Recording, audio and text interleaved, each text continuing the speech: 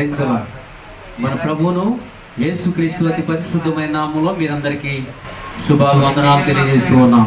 క్రీస్తునందు ప్రియమైన సహోదరి సహోదరులారా, దేవుడు ఇచ్చినటువంటి అద్భుతమైన మీడియా పరిచయను బట్టి దేవుని స్తుతిస్తూ ఉన్నాను. మీరు కూడా ఈ యొక్క సందేశాలు విని ఆత్మీయంగా భూ సంబంధంగా దీవించబడాలని మేము మనసారా కోరుకుంటున్నాం.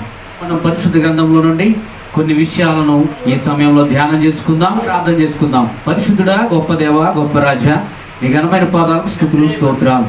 అయ్యా, ఈ దినాన కొద్ది నిమిషాలు నీ లేఖన భాగంలో నుండి నీ బిడ్డలతో మాట్లాడుతూ ఉండగా నీ శిలువ చాటును మరుగుపరుచుకొని నీ మాట నా నోట ఉంచి మీరే మీ నామానికి మహిమ తెచ్చుకొని నీ బిడ్డలని దీవించమని మహిమ పొందమని యేసయ్య దివ్యమైన నామములో ప్రార్థించి అడిగి వేడుకుంటున్నాం తండ్రి, ఆమేన్. ఇర్మియా గ్రంథము 2వ అధ్యాయము 12వ వచనాన్ని ఒకసారి మనం చదువుకుందాం. ఆకాశమా దీనిని బట్టి విస్మయపడుము, కంపించుము, బొత్తిగా పాడైపోము. ఇదే యెహోవా వాక్కు. చదువుబడినటువంటి లేఖన భాగాన్ని మనం పరిశీలన చేసినట్లయితే గనక దేవాది దేవుడు, ప్రభు అయిన ప్రభు, రాజాదిరాజు, సర్వశక్తిమంతుడు, జగత్ లోక రక్షకుడు, సర్వాంతర్యామి అయినటువంటి ఈ సర్వ సృష్టికర్త అయినటువంటి దేవాది దేవుడు తన మనసులో ఉన్నటువంటి ఒక అద్భుతమైనటువంటి విషయాన్ని బయటికి తీస్తూ ఉన్నాడు. ఈ సృష్టికర్త అయినటువంటి దేవుడు సృష్టితో మాట్లాడాల్సినటువంటి అవసరత ఏర్పడింది. మానవుడు దేవునికి అందుబాటులో లేనప్పుడు, మానవుడు దేవుని ధిక్కరించినప్పుడు, మానవుడు దేవునికి అంగీకార యోగ్యంగా బ్రతకనప్పుడు, మానవుడు దేవుని యొక్క మనసును నొప్పించినప్పుడు, మానవుడు దేవుని మాటను లెక్క చేయనప్పుడు, దేవునికి మనసులో తీవ్రమైన బాధ కలిగి తాను చేసినటువంటి ఈ సృష్టితో మాట్లాడుతున్నటువంటి అద్భుతమైనటువంటి మాట, ఆ మాట కూడా గొప్ప ప్రవక్త, పెద్ద ప్రవక్తల్లో ఒక అద్భుతమైనటువంటి ఈ కన్నీటి ప్రవక్త అయినటువంటి ఇర్మియా ప్రవక్త ద్వారా మాట్లాడుతున్నటువంటి మాట. ఇర్మియా ప్రవక్త జీవితాన్ని ఒకసారి మనం పరిశీలన చేసినట్లయితే గనుక ఇర్మియా ప్రవక్తని దేవుడు అంటున్నాడు కదా, నీ నోట నా మాట ఉంచుతా, బాలుడనని నువ్వు అనవద్దు, పెళ్ళగించుటకును, విరగొట్టుటకును, కట్టుటకును, పడద్రోయబడుటకును నేను నీకు అధికారాన్ని ఇచ్చాను అని ఇర్మియాతో దేవుడు మాట్లాడుతున్నాడు. అద్భుతమైనటువంటి దేవుని యొక్క వాక్కును పొందుకున్నటువంటి ఇర్మియా, నేను బాలుడునని ముందు నెపం చెప్పినటువంటి ఇర్మియాకి దేవుని యొక్క ప్రత్యక్షలో అద్భుతమైనది, ఒక అద్భుతమైనటువంటి బాణిలో, ఒక అద్భుతమైనటువంటి విధానంలో, ఒక వినూత్నమైనటువంటి కోణంలో దేవుడు ఇర్మియాని దర్శిస్తూ, ఇర్మియాకి తన ప్రత్యక్షతను తెలియజేస్తూ, తన మనస్సులో ఉన్నటువంటి హావభావాలను క్షుణ్ణంగా దేవుడు ఇర్మియాతో పంచుకుంటూ ఉన్నాడు. దేవునికి స్తోత్రం. ఇర్మియా గ్రంథం 2వ అధ్యాయం 12వ వచనాన్ని మనం తేరిపారి చూసినట్లయితే గనక ఈ సృష్టితో సృష్టికర్త మాట్లాడుతున్నటువంటి మాట ఏమని మాట్లాడుతూ ఉన్నాడంటే, ఆకాశమా దీనిని బట్టి విస్మయమందుము, కంపించుము, బొత్తిగా నువ్వు పాడైపో అని, ఇది నా మాటగా అని చెప్తూ ఉన్నాడు. ఎందుకని దేవాది దేవునికి ఇంత బాధ కలిగింది? ఎందుకని దేవాది దేవునికి ఇంత విరక్తి కలిగింది? ఎందుకని దేవుని యొక్క మనసు ఇంతగా గాయపరచబడింది అని ఒక్కసారి మనం ఆలోచన చేసినట్లయితే కనుక, ఇశ్రాయేలీయుల కోసం దేవుడు ఏర్పాటు చేసుకున్నటువంటి ప్రవక్తలు కావచ్చు, ఇశ్రాయేలీయుల కోసం దేవుడు ఏర్పాటు చేసుకున్నటువంటి నాయకులు కావచ్చు, ఇశ్రాయేల్ కోసం దేవుడు ఏర్పాటు చేసుకున్నటువంటి న్యాయాధిపతులు కావచ్చు, ఇశ్రాయేల్ కోసం దేవుడు ఏర్పాటు చేసుకున్నటువంటి దీర్ఘదర్శులు కావచ్చు, ఇశ్రాయేల్ కోసం దేవుడు ఏర్పాటు చేసుకున్నటువంటి రాజులు కావచ్చు, ఎంతో మందిని లేపుకొని ఇశ్రాయేలీయుల్ని అద్భుతమైనటువంటి మార్గంలో నడిపించాలని, వారు దేవునికి ఇష్టమైనటువంటి బ్రతుకు బ్రతకాలని, దేవునికి అందుబాటులో ఉండాలని దేవుడు కోరుకుంటే, రాను రాను వీళ్ళు ఏం చేస్తున్నారంటే దేవుని ద్వారా లబ్ధి పొంది, దేవుని ద్వారా మేలు పొందుకొని, దేవుని ద్వారా వాళ్ళు అన్ని అనుభవించిన తర్వాత, అన్ని మంచిగా ఉన్న తర్వాత వాళ్ళు ఏం చేస్తూ ఉన్నారంటే దేవుణ్ణి మర్చిపోతూ ఉన్నారంట. దేవునికి స్తోత్రం. ఈ ఇర్మియా గ్రంథం 2వ అధ్యాయం ఎలాగా ప్రారంభించబడతా రాస్తుందంటే, మరియు యెహోవాకు నాకు ప్రత్యక్షమై ఇలాగ సెలవిచ్చెను, నీవు వెళ్ళి యెరూషలేము నివాసుల చెవులలో ఈ సమాచారం ప్రకటించుము అంటున్నాడు. దేవుని స్తోత్రం. నువ్వు మాట్లాడే మాట ఎలాగో ఉండాలంటే యెరూషలేము నివాసుల యొక్క చెవులలో చొరబడాలంట. దేవుని మాటను పెడచెవిని పెట్టి, దేవుని యొక్క ఆజ్ఞలు పక్కన పెట్టి, దేవుని యొక్క ప్రత్యక్షతను, దేవుడు చూపించినటువంటి, దేవుడు నీకు ఏదైతే చెప్పాడో దాన్ని పక్కన పెట్టి, దేవుని మాటను పక్కన పెట్టి ఇష్టానుసారమైనటువంటి మార్గంలో నడిస్తే కనుక నీకు కూడా ఈ మాట వర్తిస్తుందని దేవుడు మాట్లాడుతున్నాడు. ఇశ్రాయేలు యెహోవాకు ప్రతిష్ఠిత జనము, ఇశ్రాయేలును నేను ఏర్పాటు చేసుకున్నానని అంటున్నాడు. 4వ వచనం నుండి మనం గమనించినట్లయితే, యాకోబు ఇంటి వారలారా, ఇశ్రాయేలు ఇంటి వారలారా, మీరందరూ యెహోవా వాక్కు వినండి అంటున్నాడు. మీరందరూ నా మీద ఎందుకని కక్ష కట్టుకున్నారు? ఎందుకని నా మంచితనాన్ని, నా ప్రేమను మరిచిపోయారు? ఎందుకని నేను మీ దేవుణ్ణి అనేటువంటి విషయం తెలిసినప్పటికీ కూడా దాన్ని మరిచిపోయారు అనుకుంటా. 5వ వచనంలో మనం గమనించినట్లయితే యెహోవా ఇలాగ సెలవిచ్చున్నాడు, నా యందు ఏ దుర్నీతి చూసి మీ పితరులు వ్యర్థమైన దానిని అనుసరించి తాము వ్యర్థులగునట్లు నా యొద్ద నుండి దూరముగా తొలగిపోయిరి. దేవుని స్తోత్రం. ఈ యొక్క సమయంలో దేవుడు ఇదే ప్రశ్న నిన్ను కూడా చూసి ముక్కుసూటిగా అడుగుతున్నాడు. దేవునిలో ఏ దుర్నీతి చూసి, దేవునిలో ఏ చెడ్డ కార్యం చూసి, దేవుణ్ణి నువ్వు ఏమనుకొని దేవుణ్ణి విడిచిపెట్టావు, దేవుని మాటను విడిచిపెట్టావు, దేవుని మీద నమ్మకాన్ని విడిచిపెడుతున్నావు, దేవుని మీద ఉన్నటువంటి విశ్వాసం విషయంలో సన్నగిల్లిపోతున్నావు, దేవుని కోసం నువ్వు ముందుకు ఒక అడుగు చేయకుండా వెనకెందుకు వెళ్ళిపోతున్నావు అని దేవుడు ప్రశ్నిస్తున్నాడు. మీరు నాలో ఏ దుర్నీతి చూసి మీరు నన్ను విడిచిపెట్టేశారు అని అడుగుతున్నాడు. చూడండి 6వ వచనం ఆఖరిలో మనం చూసినట్లయితే అంటున్నాడు కదా, ఐగుప్తులో నుండి మమ్మల్ని రప్పించిన యెహోవా ఎక్కడ ఉన్నాడని అరణ్యములు అనగా, ఎడారులు గోతులు గల దేశము, అనావృష్టియు గాఢాంధకారమును కలిగి ఎవరును సంచారమైనను నివాసమైనను చేయని దేశములో మమ్మను నడిపించిన యెహోవా ఎక్కడ ఉన్నాడని జనులు అడుగుటలేదు. జనులు దేవుణ్ణి అడగట్లేదంట.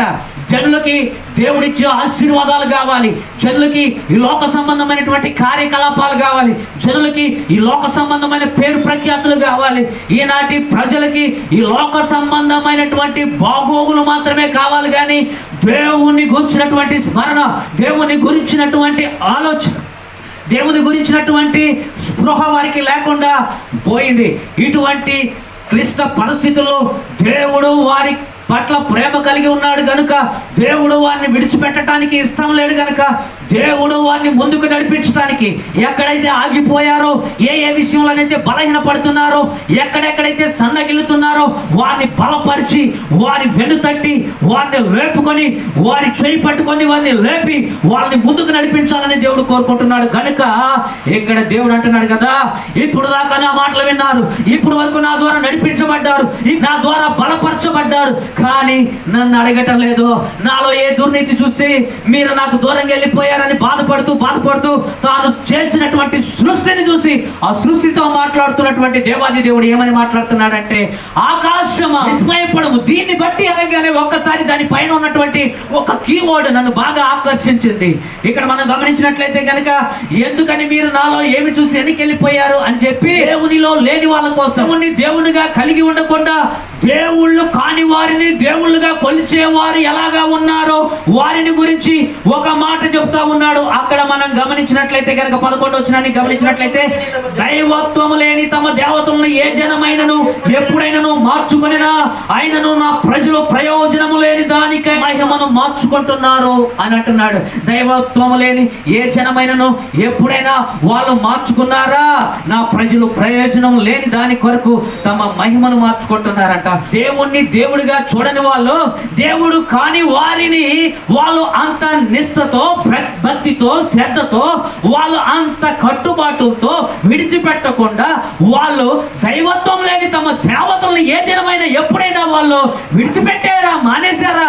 కానీ మీరు నాలో ఏ దుర్నీతి చూసి, నాలో ఏ తప్పిదం చూసి, ఏ మంచితనం లేదని, ఎటువంటి ప్రేమ స్వభావం లేదని మీరు నన్ను మర్చిపోయారు. నేను మాట్లాడేది దేవుణ్ణి, నేను నీ కోసం తప్పించే దేవుణ్ణి, నేను నీ కోసం ఒక్కడుగు కాదు 3 అడుగులు కాదు 10 అడుగులు ముందుకేసేటువంటి దేవుడిగా నేను ఉంటే, నువ్వేమో ఎక్కడేసిన గొంగళెక్కలాగానే ఎప్పటికప్పటికి ఉపశమనం అందుకొని ఎప్పటికప్పటికి బలపరచబడి మరలా వెనక్కి వెళ్ళిపోతున్నావు, మరలా వెనక్కి జారుకుంటున్నావు. నా నామస్మరణ గురించి నీకు లేదే. దైవత్వం లేని తమ దేవతల్ని ఏ జనమైనా ఎప్పుడైనా వదిలిపెట్టారా?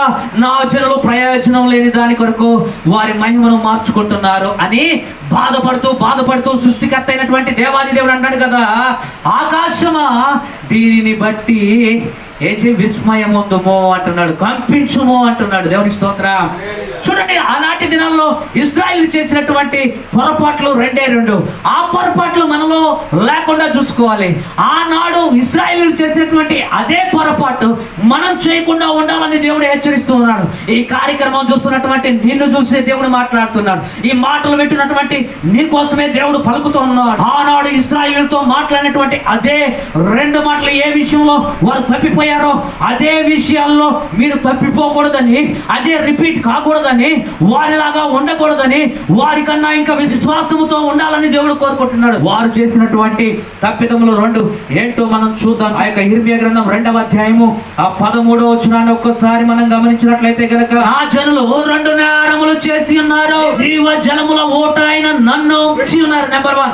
రెండవది, తమ కొరకు తొట్లను అనగా బద్దలై నీళ్లు నిలవని తొట్లను తొలిపించుకొని ఉన్నారు. దేవుడు నిన్ను చూసి అడుగుతున్నటువంటి 2 ప్రశ్నలు, 2 మాటలు, 2 తన మనసులో దేవుణ్ణి నువ్వు నొప్పిస్తున్నటువంటి 2 మాటలు సూటుగా చూసి అడుగుతున్నటువంటి ప్రశ్న, నా జనులు 2 నేరాలు చేశారు.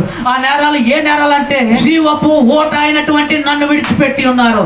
నేనే వారికి జీవాన్నిచ్చి, నేనే వారికి బలాన్నిచ్చి, నేనే వారికి శక్తినిచ్చి, నేనే వారికి సామర్థ్యతనిచ్చి. మనం ద్వితీయోపదేశకాండంలో గమనించినట్లయితే కనుక, మీరు భాగ్యము సంపాదించుకున్నట్టుకు మీకు సామర్థ్యం కలుగజేయవాడు ఆయనే అంటున్నాడు దేవుడు. నువ్వు ఈ రోజు కష్టపడి పని చేస్తున్నావంటే, ఈ రోజు ఎంత బలంగా ఉన్నావంటే ఆయన నీకు ఆ సామర్థ్యతనిచ్చిండు సంపాదించుకోవడానికి. మీరు భాగ్యము సంపాదించుకున్నట్టుకు మీకు సామర్థ్యతనిచ్చువాడు నేనే అంటున్నాడు దేవుడు. నా జనులు 2 నేరాలు చేశారు. నెంబర్ 1, ఒకటి ఏంటంటే, జీవపు ఓట అయిన నన్ను విడిచిపెట్టేశారు. వారికి ఆధారము, ఆశ్రయము, వారికి ఆరోగ్యము, సకల ఐశ్వర్యాలు కలుగజేయవాడను నేనైతే నన్ను ఏం చేశారంట, విడిచిపెట్టేశారంటున్నాడు. ఈ యొక్క మాటలు వింటున్నటువంటి నీవు ఒకసారి ఆత్మ పరిశీలన చేసుకుంటే, ఎక్కడ నీవు తప్పిపోయావో, ఎక్కడ దేవుని మాట వినకుండా విడిచిపెట్టేశావో, ఎక్కడ దేవుని త్రోవల నుండి తప్పిపోయావో, ఎక్కడ దేవుని మాటను పెడచెవిని పెట్టావో, ఎక్కడ దేవుని మాటని అశ్రద్ధ చేశావో, ఎక్కడ దేవుని పని విషయంలో వెనకం చేశావో, ఎక్కడ దేవునికి అవిధేయత పాపం చేశావో, ఒక్కసారి ఆలోచన చేసుకుంటే జీవపు ఓటైన నన్ను మర్చిపోయారంటున్నాను. నువ్వు ఎవరినైనా మర్చిపోగానే జీవాన్ని ఇచ్చినటువంటి దేవుని మాత్రం మర్చిపోకూడదు. నిన్ను సృష్టించిన వాడు నీకు భర్త అయి ఉన్నాడు, నిన్ను సృష్టించిన వాడు నీకు తండ్రి అయి ఉన్నాడని దేవుడు వాక్యం ద్వారా మాట్లాడుతూ ఉన్నాడు. ఇక్కడ యిర్మీయా ప్రవక్త ద్వారా దేవుడు మాట్లాడుతున్నటువంటి నెంబర్ 1 మాట ఏంటంటే, జీవపు ఊట అయిన నన్ను నా జనులు విడిచిపెట్టారు. నేను వారి కోసం ఆ యొక్క అరణ్యములో ఎవరో సంచరించినటువంటి ప్రాంతాలలో ఆ భయంకరమైనటువంటి ఆ ఎడారిలో నేను నడిపిస్తే వాళ్ళు నన్ను మర్చిపోయారన్నారు. పొరపాటును కూడా నువ్వు దేవుని మర్చిపోకూడదు. పొరపాటును కూడా దేవుడు చేసిన కార్యాలను మర్చిపోకూడదు. పొరపాటును కూడా దేవుడు చేసిన మేలను మర్చిపోకూడదు. పొరపాటును కూడా దేవుడి గొప్పతనాన్ని మర్చిపోకూడదు. పొరపాటును కూడా దేవుడు నీకు ఇచ్చిన సామర్థ్యతలను, శక్తులను మర్చిపోకూడదు. దేవుని స్తుతిస్తూ ఆయన మేలుని జ్ఞాపకం చేసుకొని తలుచుకుంటూ జీవపు ఓట అయినటువంటి ఆయన్ని నీ హృదయంలో వేసుకో. జీవపు ఓట అయినటువంటి ఆయన్ని నీ హృదయంలో దాచుకో. జీవపు ఓటైన నన్ను విడిచిపెట్టారు అంటున్నాడు. అందుకనే ఆయన బాధపడుతూ ఆకాశం విస్మయముందము అంటున్నాడు. 2వ మాటగా మనం గమనించినట్లయితే కనుక, వారు తొట్లను తొలిపించుకున్నారట. అనగా నీళ్లు నిలవని తొట్లను వాళ్ళు తొలిపించుకున్నారట. తీసుకొచ్చి నీళ్ళు అందుబాటులో వచ్చినప్పుడు ఆ నీళ్లు తీసుకొని వెళ్ళిపోయి నీళ్లు నిలవని రంధ్రాలు ఉన్నటువంటి ఆ తొట్లో నింపుతా ఉన్నారు. దేవుని స్తోత్రం. మీరు చేసే భక్తి, మీరు కాచేటువంటి కన్నీరు, మీరు మాట్లాడేటువంటి మాటలు మీ అభిషేకాన్ని లూజ్ చేస్తూ ఉన్నాయి. మీ తలంపులు, మీరు కొన్ని సందర్భాలు చేసేటువంటి ఆలోచనలు, వ్యూహాలు, పథకాలు ప్లాన్లు పన్నుతూ ఉన్నారు చూడండి. ఆ ప్లాన్లని దేవుడు కూడా చూస్తూ ఉన్నాడు. దేవుడు అంటున్నాడు కదా, వీరు నీళ్లు నిలవని తోటలను తొలిపించుకొని ఉన్నారు అంటున్నాడు. నెంబర్ 1 ఒకటి గమనించినట్లయితే కనుక జీవపు ఓటైన నన్ను విడిచిపెట్టారు. రెండవదిగా చూసినట్లయితే కనుక నీళ్లు నిలవని తోటలను తొలిపించుకున్నారు. వాళ్ళు ఎన్ని నీళ్లు పోసుకున్నా, ఎంత భక్తి చేసినా ఏం సుఖం, ఎంత దేవుడికి ఇచ్చినా ఏమి సుఖం. అందుకనే ఇదంతా చూస్తున్నటువంటి దేవాది దేవుడు, ఇదంతా పరీక్షిస్తున్నటువంటి దేవాది దేవుడు తన మనసున ఏం చేశాడంటే సంతాపం ఉన్నది. ఆకాశంతో సృష్టికర్త సృష్టితో మాట్లాడుతున్నాడు. 12వ వచనం లేవని, ఆకాశమా విస్మయముందు కంపించుము, గడగడ వణుకు అని ఆ సృష్టితో బొత్తిగా పాడైపో. ఎందుకంటే నా జనులు నన్ను మర్చిపోయారు, నా జనులు నన్ను విడిచిపెట్టారు అని మాట్లాడుకుంటూ ఉన్నాడు. దేవుణ్ణి బాధ పెట్టి నువ్వు ఏమి సాధిస్తావు? దేవునికి దూరంగా ఉండి నువ్వు ఏమి చక్క పెట్టుకుంటావు? మేలుకో సహోదరుడా, మేలుకో సహోదరి, దేవుడు నీ కోసమే ఈ మాటలు మాట్లాడుతూ ఉన్నాడు.